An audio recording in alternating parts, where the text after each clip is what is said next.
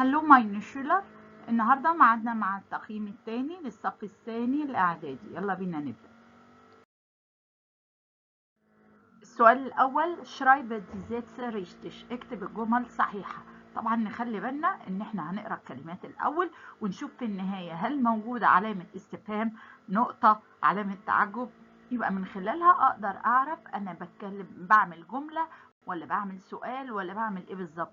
هنا طبعا بيقول لي ده النور است فو ديرج بام وفي الاخر فيه علامه استفهام، يبقى ده سؤال، واحنا طبعا عارفين السؤال يا اما باداه استفهام يا اما السؤال بايه، بالفيرب. طبعا هنا في اداه الاستفهام اللي هي فو، يبقى هبدا بيها، يبقى فو الفيرب رقم 2 است، واحط كل اللي انا عايزاه دن نور، واحط الفاعل بتاعي اللي هو ديرج بام.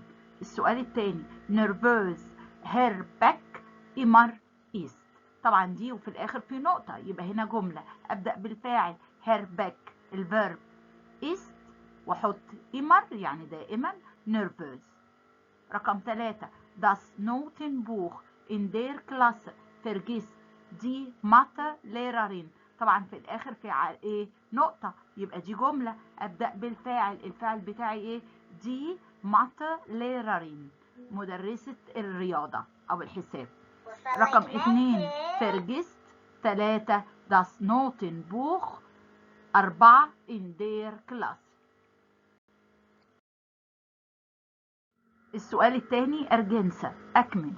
طبعا هنا الكلمة اللي باللون الأحمر هي الإجابة.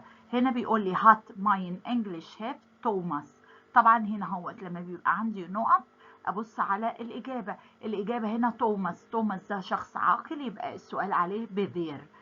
رقم 2 ich habe نقط أو aufsatz vergessen، طبعا aufsatz يبقى الكلمة ليها article، الارتكل بتاعها ايه الارتكل دير، طبعا دير اخلي بالي من حالة الاكوزاتيف اللي احنا قلنا عليها.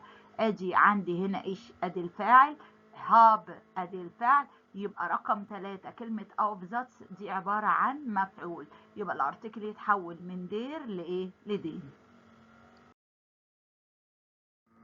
تشوس.